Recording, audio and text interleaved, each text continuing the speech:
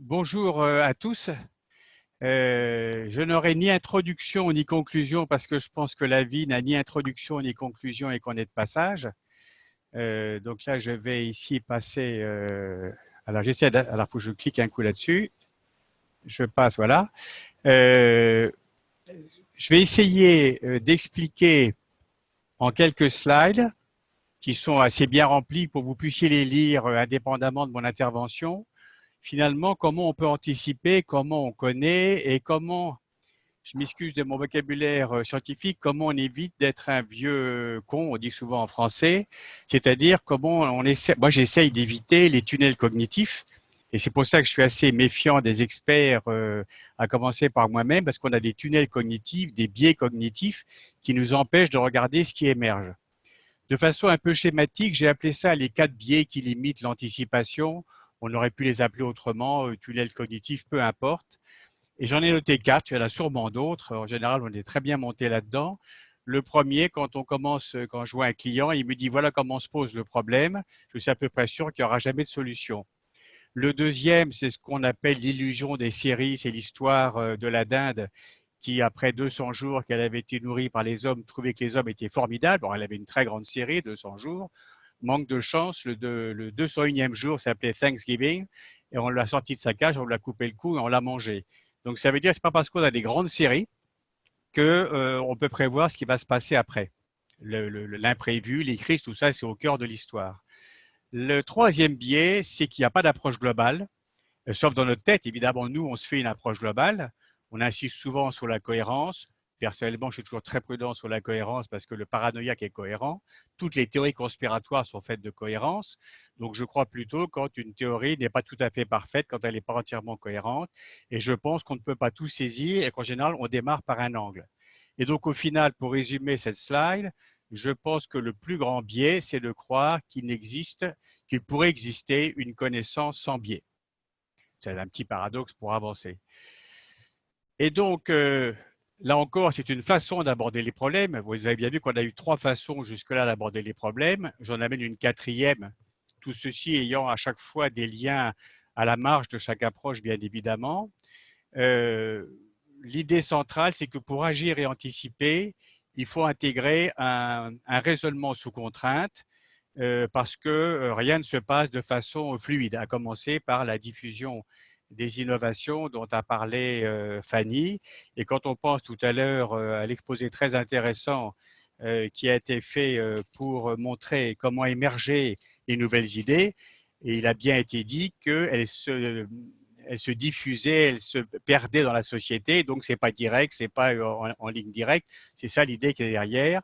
Et la deuxième idée importante à retenir qui est là, c'est de dire la société, c'est un champ de force, un champ de contraintes, et c'est pour moi ce champ de contraintes qui explique l'écart qu'il y a le plus souvent entre les valeurs ou entre ce qu'on dit, entre les représentations, les opinions et les pratiques. C'est pour ça que je travaille beaucoup sur les contraintes, pour essayer de comprendre, et sur les pratiques, pour essayer de comprendre cet écart.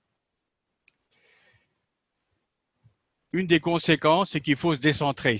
Il faut acquérir ce que j'appelle, ce qu'on peut appeler, peu importe, c'est moi qui l'appelle, une connaissance mobile. J'ai adoré, ça fait 20 ans que je vais en Chine. Et un jour, dans un aéroport, je vois cette carte que je prends en photo. Et c'est la première fois que je voyais un puzzle avec une carte du monde. Et vous savez peut-être, ou vous ne savez pas, peu importe, que la Chine en chinois, ça se dit Zhongguo, c'est-à-dire le pays du milieu. On traduit mot à mot, c'est plus compliqué que ça, mais peu importe. Et vous voyez bien, souvent je montre 3-4 cartes différentes, quand on voit cette carte, l'Europe sur la gauche est tout petit. Ici, l'Europe, c'est microscopique. Pour un Chinois, c'est pas important. Il y a même des cartes qui montrent juste cette zone de l'Asie du Sud-Est. Donc, ça nous fait comprendre qu'on n'est pas le centre du monde, ce qui est relativement intéressant quand on veut anticiper, surtout aujourd'hui. Là, ici, on est au cœur de la démonstration. J'essaye de schématiser. Vous voyez, tout à l'heure, Frédéric Langren vous a parlé des cortex. Ici, on a vraiment l'échelle la plus micro qui est le neurobiologique. Ici, on a l'échelle la plus macro.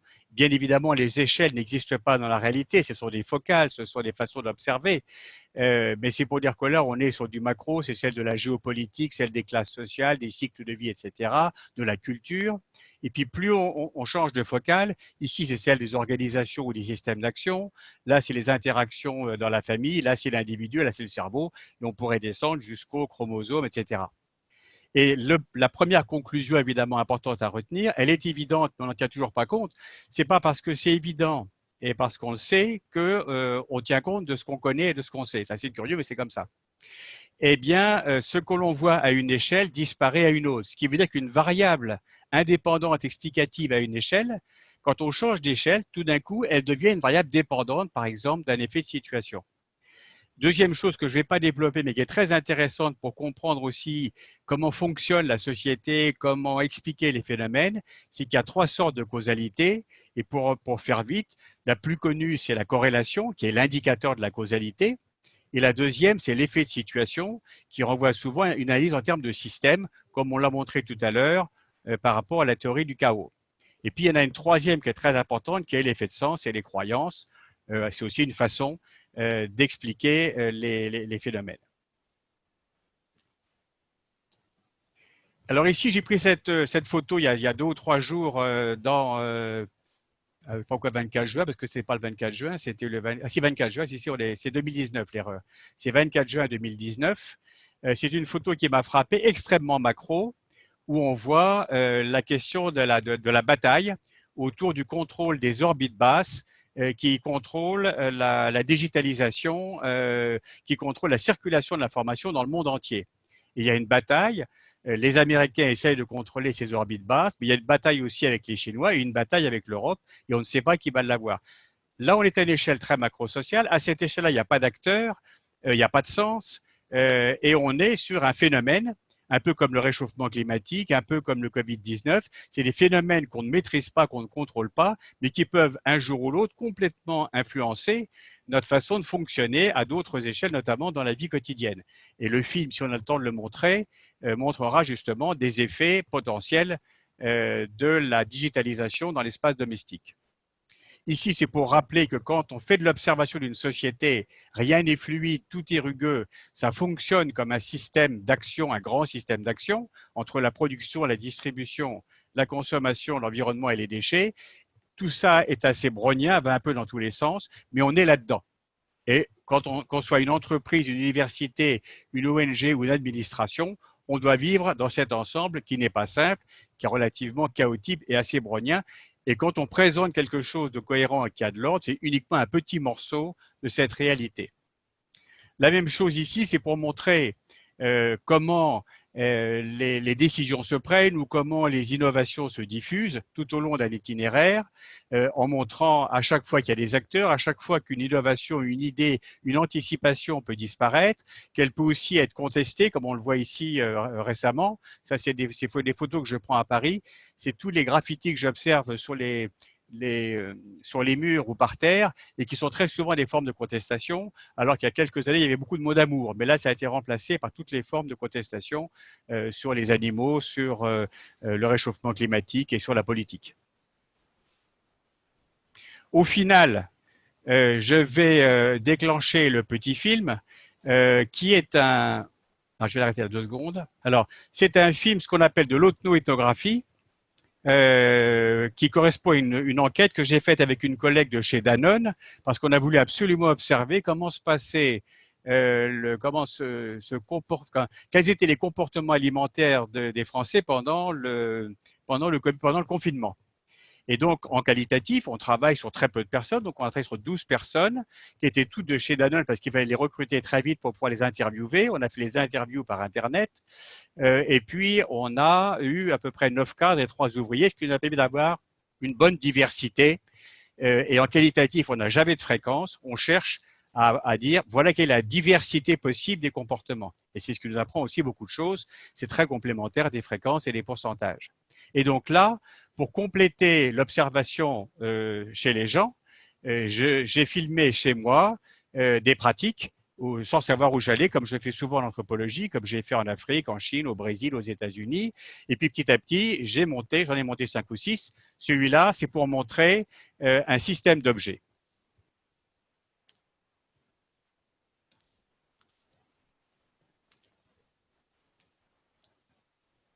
Donc là, l'idée centrale qui va sortir et que j'ai déjà depuis à peu près 2 ou 3 ans, c'est que l'espace domestique, le logement, Et ça, je montre là les objets qui vont me permettre de faire une commande Internet.